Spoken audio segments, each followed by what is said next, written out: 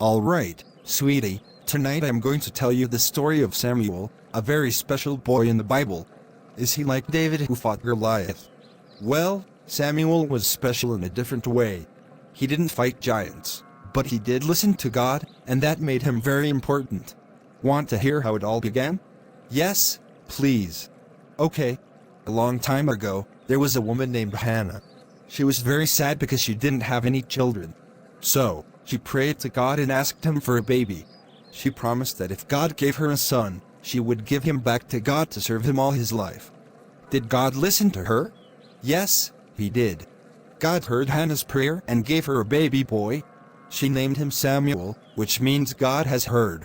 When Samuel was still very young, Hannah took him to the temple and left him there to live with Eli, the priest, so he could serve God, just as she had promised.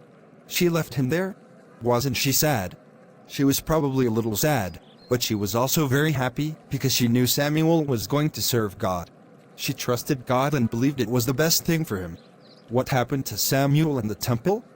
One night, when Samuel was just a boy, he was lying down to sleep in the temple. Suddenly, he heard someone call his name, Samuel. Samuel. He thought it was Eli, so he ran to him and said, "Here I am. You called me." But Eli said, "I didn't call you. Go back to bed." This happened 3 times. 3 times? Was Samuel confused? Yes, he was a little confused.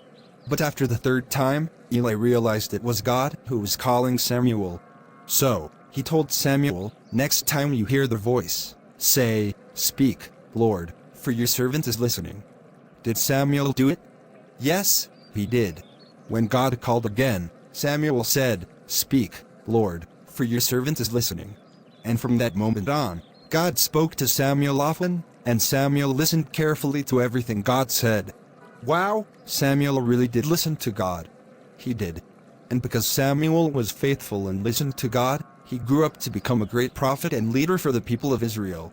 He helped guide the people and even anointed the first 2 kings of Israel, Saul and David. So Samuel was really important. Yes, he was. And the most important thing Samuel did was listen to God. It reminds us that if we listen to God and follow his ways, we can do great things, too. I want to be like Samuel and listen to God. That's a wonderful thing to want, sweetie. Just remember, God is always ready to speak to those who listen.